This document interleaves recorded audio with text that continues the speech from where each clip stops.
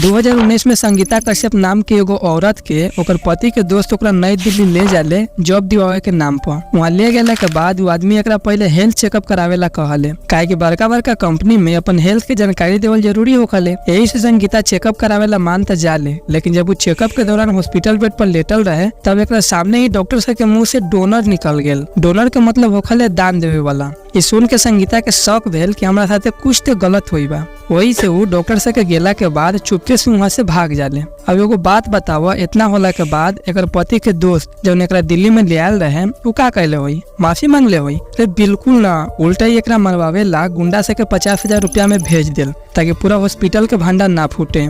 हालांकि ये सब के बाद संगीता पुलिस केस भी करलक, जाके FIR लिखवालक। पर तोनी हमरा एगो बात बतावा, यहाँ कौन हॉस्पिटल के ख्याल तोरा दिमाग में अबई बा? कोनो छोटका मोटका हॉस्पिटल कि कोनो बड़का हॉस्पिटल? बिल्कुल सही सोचला, ई कारनामा बहुत बड़का हॉस्पिटल के। अरे बहुत बड़का हॉस्पिटल छोड़ा, बहुते फेमस हॉस्पिटल के जो दिल्ली में बा। ये हॉस्पिटल के नाम बा फोर्टिस। भाई साहब संगीता के केस कैले के बाद जब जांच भेल तो सबके होश उड़ गेल, काहे कि पुलिस जब जांच पड़ताल कैलक तो पुलिस के पता चलल कि में पुलिस से लेके गवर्नमेंट स्टाफ के साथे साथे हॉस्पिटल वाला भी मिलल रहे। माने सबके पता रहे कि संगीता के साथे का हुई बा, लेकिन कोनो कुछ ना बोललक, अपन मुंह ना खोललक। आगे बढ़े से पहले यही फोर्टिस हॉस्पिटल के एगो और घटना सुनला। सितंबर 2017 में आद्या नाम के एगो बउआ जो अपन डेंगू के इलाज ला आयल रहे, ओकर ब्रेन आ किडनी दोनों जवाब दे दिल। तैयो डॉक्टर से बउआ के अपना लंग 5 दिन तक रखलक। माने सोच जो मर गेल बा ओकरा रखलक। वो मालूम बा काहेला? पैसा ला। काहे 15 दिन बाद जब आद्या का बॉडी ओकरा घर वाला के थमावल गेल तो डॉक्टर से उनकरा के 15,79,000 रुपया के बिलो थमा दिल आद्या के घर वाला के।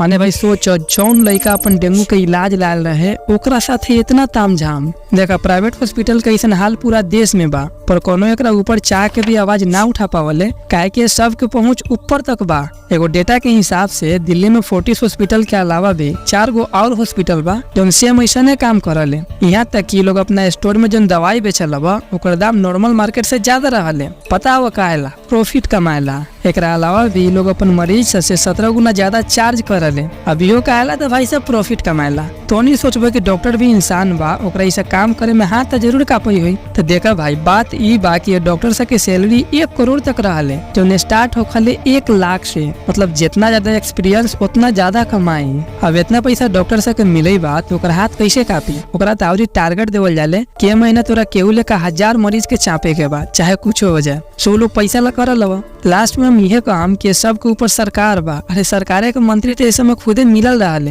ना तो ऐसा कहियो होबो ना करे। यही से सोच समझ के वोट द, निमन सरकार रही तो निमन से काम करी, भ्रष्टाचार ना करी। एगो और बात, ये वीडियो को बनावे का मकसद ये रखा कि तोनी प्राइवेट हॉस्पिटल के सो कॉल्ड फेमस बहुत बड़का प्राइवेट हॉस्पिटल के सच्चाई जाना, आ कहीं इलाज करावे से पहले ओकर मार्केट में इज्जत देख ला। हम तो ये काम कि बड़ से बड़ बीमारी के कोशिश कर कि घर ही ठीक हो जाओ, अगर सर्जरी के जरूरत नहीं है।